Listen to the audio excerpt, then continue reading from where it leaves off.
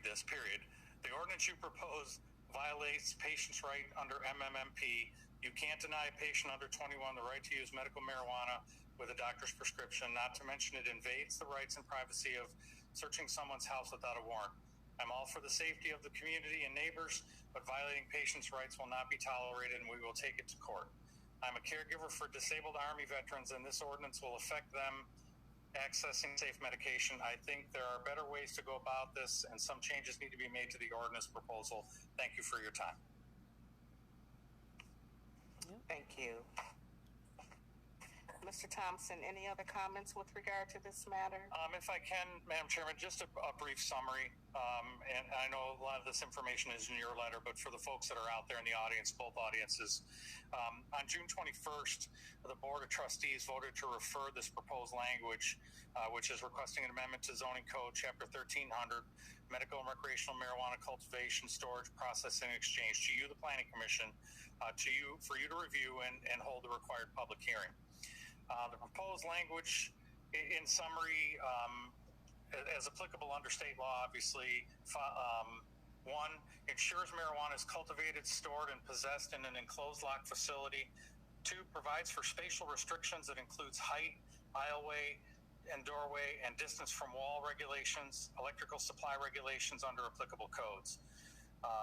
Also provides for proper cultivation and drying practices and drainage, limits the use to single-family and multiple-family districts, further regulating the floor area allowable for such purposes based upon how much marijuana can be grown, harvested, and made usable in the square footage area, and how it more than meets recreation and medical needs and provides for the elimination of odors and excessive illumination, as well as protection of persons below the age of 21.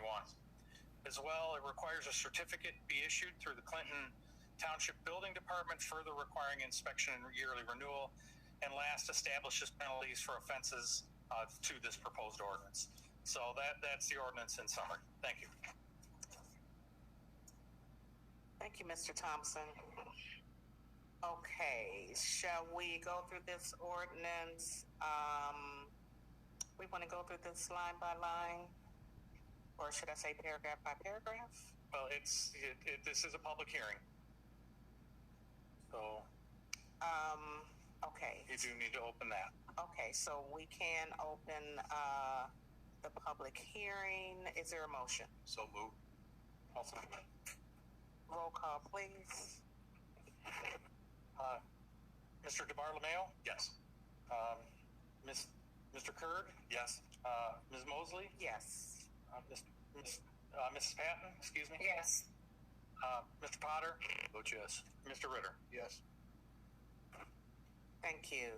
Is there anyone in our chambers that would like to speak specifically to this matter? Wow. Okay, good. Get up, somebody. You're probably going to agree If you with could it. please state your name and address for the record, please. Good evening. My name is Harley Sherman. My address is 14071 Manhattan Street, Oak Park, Michigan, 48237.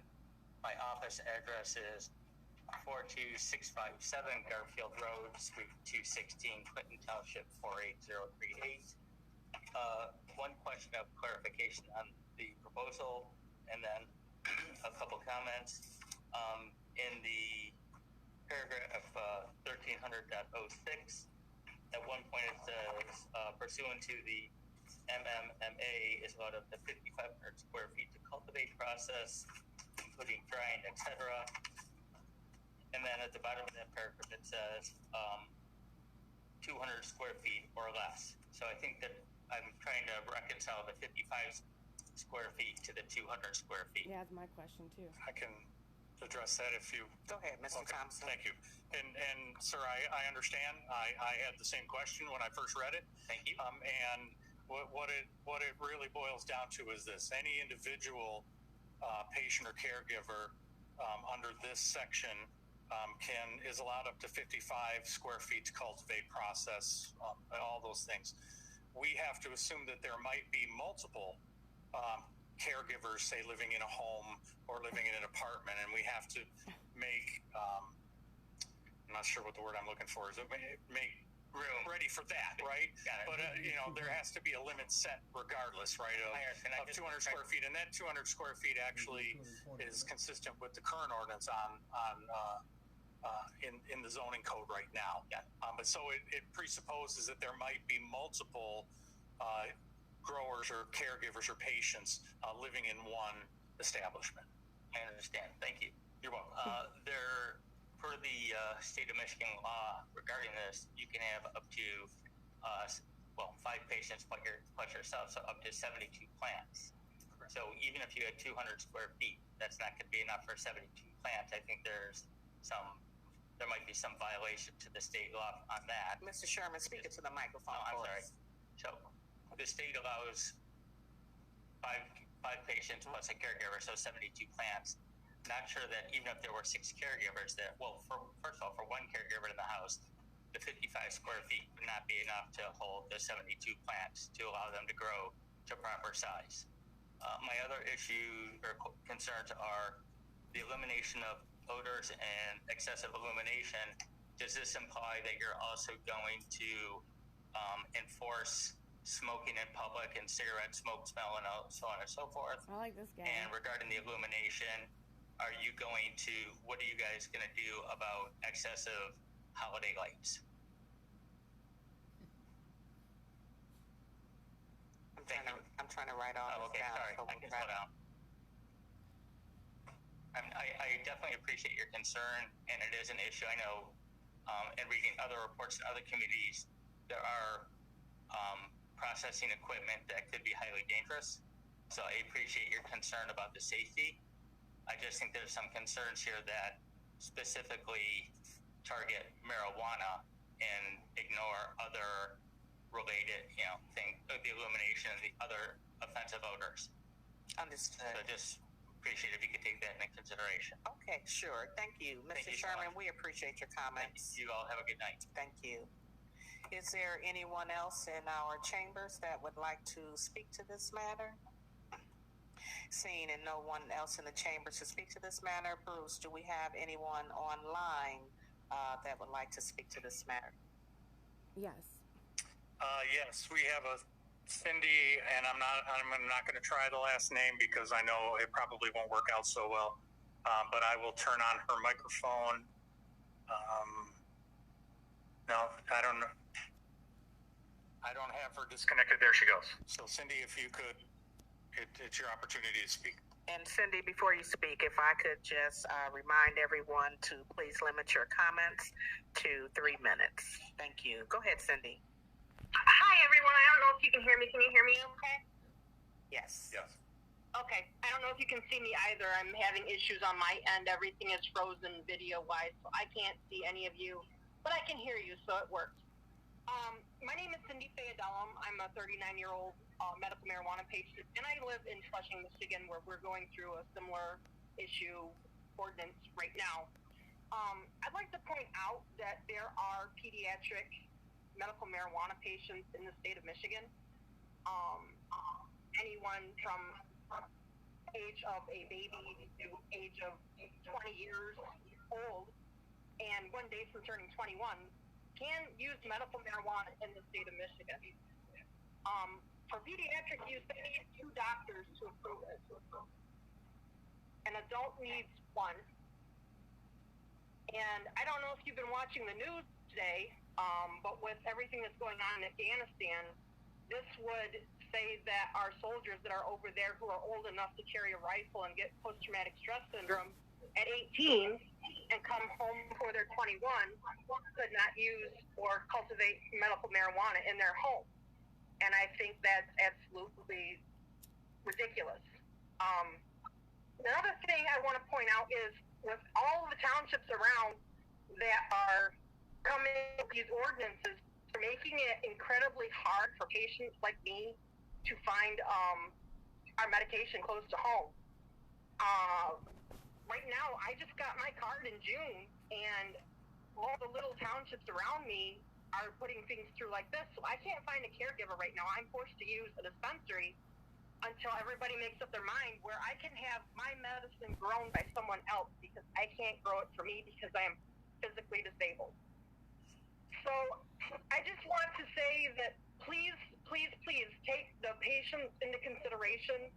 This isn't about just the caregivers. This is about our medication that we can't grow ourselves.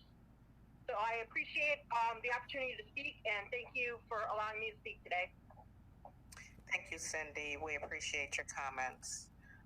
Bruce, anyone else? There is a Jenny Lindemann that wishes to speak. Jenny, if you could turn on your microphone, and the floor is yours.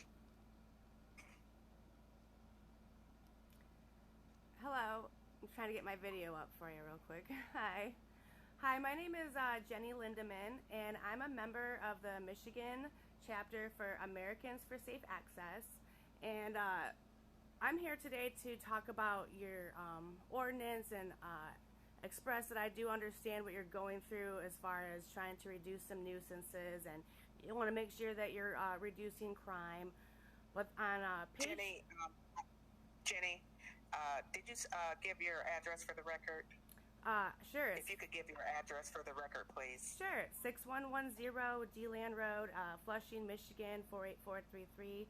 And again, I'm with the Americans for Safe Access Michigan chapter. Thank you. So I do appreciate that you're trying to make sure that whoever is growing medicine, the cannabis medicine, lives in the residence. I don't think that that is really an unreasonable requirement. As far as the smell that can be concerning, all you have to do is say, have them buy a carbon filter, and that is completely reasonable, absolutely. But anything beyond that would be really subjective and pretty impossible to enforce. But my biggest concern that I do have is if we look at page 4 of the draft, 1300-08, where you talk about protection of persons below the age of 21. Essentially, that line is redundant and unneeded because we know in the state of Michigan that if you're 21 years or younger, or I'm sorry, 20 years or younger, you cannot use cannabis recreationally. However, Michigan has over 230 pediatric patients that currently use medical cannabis. And so I don't think that you as a municipality have the inherent, actual legal right to override a doctor that, this medicine is life-saving. There's babies with seizures, there's children who are autistic and on the spectrum, and they use a small little bit of cannabis oil. It makes them nonviolent and improves their lives so they can function. So I would say I think that line maybe just got added in by accident, I would say, because I really don't think that your council has any intention of taking away pediatric cannabis use in your county. And then the other problem that we have is that the 55 square feet for growing